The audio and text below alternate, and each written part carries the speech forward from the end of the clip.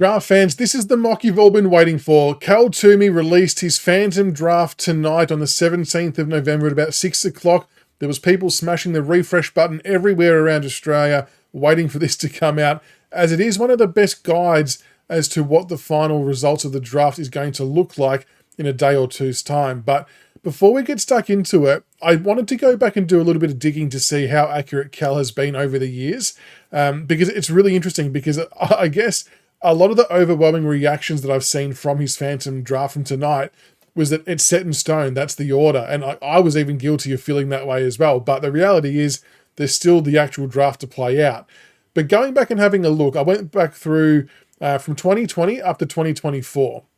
So in 2020, Cal did only get the first pick right in that mock draft that he put out. So not a great strike rate or start, but I don't know when he first started doing these things. I didn't go back any further. But then in 2021, a substantial shift in things. He got the first 9 of 9 bang on. Absolutely correct. In 2022, the first 11 of 11 selections bang on. Absolutely correct. In 2023, the first 7 of 7 selections correct. In 2024, the first 10 of 10 correct. So the strike rate over the last 4 years has been pretty astronomical. Missing out on 3 players of a top 10, and they were all in the latter half of the top 10. So I guess in another roundabout way, his top 5 to top 6 male in the last 4 years has been exemplary, out of the park, completely perfect. And it's going to take a 1 in 5 year day for him to get quite a bit wrong, for it to not maybe pan out as he has put forward in his Phantom Draft. And there were some really interesting selections. So we're going to bring up the Phantom Draft now from Cal Twomey. This is the Bible, I guess you would say, of Phantom Drafts. Now, he does do a Tuesday sort of late mail revision, which will happen tomorrow night. But I'm not sure too much will change by way of the top of town. But we'll run through it relatively quickly and just talk about some of the key points. Dersmer at 1. Self-explanatory. Zeke Euland at 2. He's got the Harry Dean bid coming in at 3, which I do enjoy. I like that teams are going to make other teams pay a premium to get their player. It makes sense, and I think more teams should do it.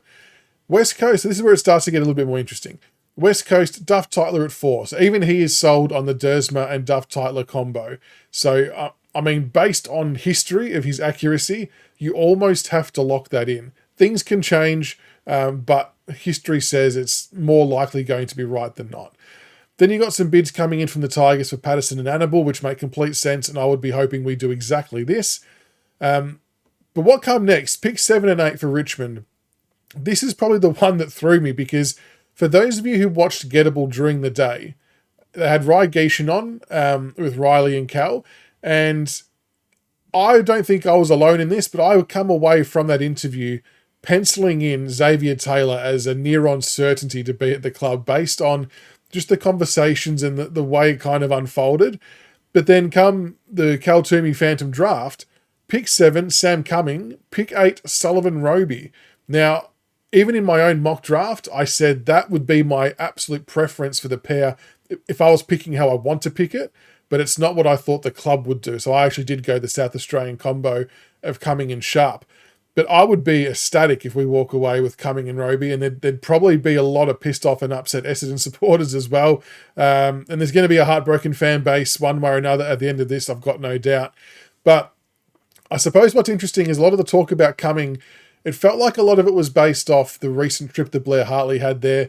And the fact we have been tracking him for quite a few years. I've said, and I'll say it again, I think he could be one of the better players of the draft. But yeah, if we can walk away with that as a double, and if that's what Cal's mail is, because I do tend to think in these last 4 or 5 years, he's been kind of fed a lot of information about the top 10 because he gets it right more often than not, which is fine. I get it.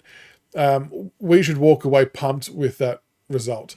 So that would mean the Bombers have Xavier Taylor and Dyson Sharp. They should be as equally as happy with that result as well. I think between West Coast, Richmond and Essendon, wins all round, no matter which way this ends up falling. The D's, Jacob Farrow and Cameron Nan. And then he's got the Bombers who have traded back in via a Carlton trade to get Lockie Doveston. So you add that to Dyson Sharp and Xavier Taylor. That's a pretty good haul for Essendon. You walk away pretty happy with that. You've got a partner for Kako up forward. You've got a 200-plus gamer extractor in Dyson Sharp. And Xavier Taylor, look, it's not set in stone he'll be a defender. I could see him playing in the wing in all kinds of roles. And he's one of the better players in the draft, no doubt. Pick 14, he's got Sam Grill for the Hawks. And then they've got the Kangaroos are in. The Kangaroos are in via a trade, and they are taking Latrell Pickett, which would be an exceptional get for them at that spot. Harry Kyle bid coming at 16. Oscar Taylor to the Giants at 17. Jai Murray bid at 18 for the Suns. Bo Adenshaw was interesting to the West Coast Eagles at 19, so a non-matched bid. And then rounding out the 20, Josh Lindsay to the Bulldogs. Now, I know that my list here only stops at 20, but because it's Cal's Phantom and there's a lot more meaning behind it, I'm going to go through quickly the rest of his top 30. I'm just going to read them out. There's no graphic for this next bit. So pick 21, he had for the Crows Mitch Marsh. Pick 22, the Blues with a match bid for Jack Eisen. Pick 23, the Cats taking Blake Threadgold.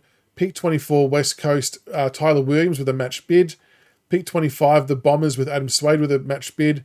Pick 26, Fremantle, Aidan Schubert. Pick 27 of the Hawks, Liam Heatherton.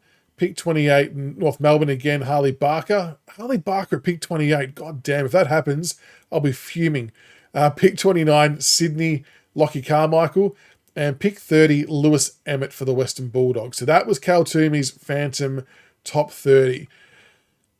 I suppose there's a couple of interesting omissions. And in a lot of ways, it's almost as interesting as the top half of the draft. So in that 30 list that was just read out for Cal Twomey, there was no Noah Hibbins-Hargraves, there was no Javan Philippou, there was no Ollie Greaves. They're probably three of the main ones that you would say would have featured in a lot more lists. And to a lesser degree, Harley Barker being at 28 was quite a surprise as well. Now, I don't know the extent of the mail he gets and how far down the line it goes with, Hibbins-Hargraves and Philippous, but can you imagine if round one ends and there's still Hargraves and Philippou and maybe Harley Barker on the board? That would be actually just extraordinary. And teams like North Melbourne are going to get some heavy phone calls climbing in for those picks. And it's already been well documented. This second round is going to be shorter picks. There might only be 10 selections made because of all the picks being absorbed with bids. So even our Richmond pick that was pick 38 comes down to pick 32, 33. If a Hibbins-Hargraves still there or a Javan Philippou still there, don't worry about the talks with like Leon Kick and whoever else. If those guys are there, you've got to take them. There could be some absolute steals at these picks. And that's without mentioning, Fred Rodriguez will be there. Ollie Greaves might be there. Sam Allen might be there. Like, there's going to be a ton of selections for the clubs that do have picks in that second round. And it's going to be pretty scarce. So maybe we'll see some clubs actually trading into the second round on the second night using some future picks because of all these players who might slide. But I truly found that fascinating, the players that weren't in the 30. But equally as fascinating for Richmond supporters, Cal's got us taking Cumming and Roby. And again, I would be all over the moon with that one. That would be I think, the best possible outcome. Having said that, I won't be mad if it does end up being Taylor. So I guess the sticking point to this whole topic is around the same time last year, it was documented Blair Hartley was in Perth talking to Bo Allen, which ended up being an ultimate smokescreen that was not of any real interest at all. So it makes you wonder, have we named Cumming and Roby to try and draw extra interest in a trade from an Essendon, for example? Like, let's say that we knew that the Bombers really wanted Sullivan Roby. If we go out and sort of leak that we're going to take him, do the Bombers then become a little bit more desperate on draft night to try and get him and offer something they maybe wouldn't otherwise have offered? Are we trying to play games like that? You can't put anything past anybody. It's going to be an interesting draft night. I think there's going to be plenty of phone calls made, plenty of teams trying to acquire picks in different spots, and it's going to be completely and utterly fascinating. But we will be live on draft night, 6:45 p.m. roughly on Wednesday. Make sure you tune in for a bit of a watch along. I'm sure there'll be laughs, tears, and whatever else in between when it comes to all of these picks. And if you want to get involved in the draft competition, there'll be a link in the video below for a Google form. You just got to make sure you go fill out the form. You've got to guess who we're going to take with our first two picks. And, if Cal's any indication to go by, you've got a bit of a leg up, to be honest. And if there's more than one right answer, we're going to chuck them all on a wheel the following night and pick a winner that way. So enjoy all of that. Let us know what you think about Cal's mock. It'll be interesting to see if anything gets revised tomorrow. But yeah, if it stays like this, then happy Tigers.